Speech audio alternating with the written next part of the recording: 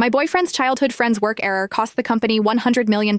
Her first move was to fabricate evidence, trying to frame the new intern to take the fall for her. I desperately held back my boyfriend, who was about to commit perjury for her. Don't go. $100 million is no small matter. The police will eventually trace it back to you, and then it won't just be your career, your entire life will be over. Under my pressure, my boyfriend told the truth about what happened. For this, he earned the appreciation of the company executives and rose quickly through the ranks. Meanwhile, his childhood friend was convicted of corporate misconduct and sentenced. Unable to cope, she took her own life by cutting her wrists. My boyfriend calmly, almost unnervingly so, handled her funeral arrangements and proposed to me as planned. But on the 1-year anniversary of her death, he took me to her grave. He pulled out a dagger and started slicing into my body, one cut after another. 365 cuts, each one targeting the most sensitive nerves. He looked at me and gave a sinister grin. If I had committed perjury for Chloe back then, she would still be alive. If you hadn't meddled, Chloe wouldn't have died. Go join Chloe in her grave. When I opened my eyes again, I saw my boyfriend, looking anxious and ready to commit perjury for Chloe. He didn't know that the new intern was the chairman's only daughter. And the chairman? He was a notoriously doting father. Ryan, you personally reviewed the Summit Tech contract. Tell me, whose signature is at the bottom of that contract? Mine or Ava's? Chloe's pleading, almost childish tone snapped me back to reality. I glanced at Ava, the company's new intern, standing beside us, looking lost and overwhelmed. In my previous life, it was at this exact moment that I stopped Ryan, forcing him to tell the truth when the executives questioned him. I later found out that Ava was actually the chairman's daughter. Because of this, Ryan gained favor with the company's upper management and was promoted to vice president that very year. Chloe, however, was prosecuted by the company for corporate misconduct. It was her mistake from the start. If she'd just had a better attitude, there might have been room for leniency, but she chose to be stubborn until the very end. Eventually, due to cyberbullying and immense pressure from the company, she is dead. Ryan's impatient voice pulled my thoughts back. I looked down, then snatched my hand away from Ryan as if I'd been electrocuted. Ryan smoothed out his shirt, which I'd clutched and wrinkled, his voice laced with a threat. Eleanor, don't you dare meddle. Chloe's in trouble, and I can't just abandon her. Don't be petty and jealous, I'm telling you. I don't care. I cut Ryan off before he could finish. A flicker of confusion crossed his eyes, but Chloe's sobs didn't give him time to think any further. He pulled Chloe along and headed for the door. Don't worry, Chloe. That contract was definitely signed by Ava. Come on, let's go to legal and clear this up. I'll testify for you. Ava, tears welling in her eyes, rushed after them. As she left, her helpless gaze swept over me, making my heart clench. But I didn't have time to dwell on it. Reborn, I had to seize control. With that thought, I bolted towards the surveillance room. It seemed Ryan had been prepared. The surveillance footage of Chloe signing the contract had been deleted. Luckily, I'd learned some tech skills on my own for work. After 30 frantic minutes, I finally managed to recover the footage and back it up to my phone. Just as I let out a sigh of relief, the surveillance room door was violently pushed open. Eleanor, there's trouble in the main conference room. The new intern is threatening to jump. I rushed over with my colleague. As I entered, I saw Ava, her face streaked with tears, standing by the open window, trembling and sobbing. That contract really wasn't signed by me. I need to see the surveillance footage. Otherwise, I'll jump. Everyone was at a loss for what to do when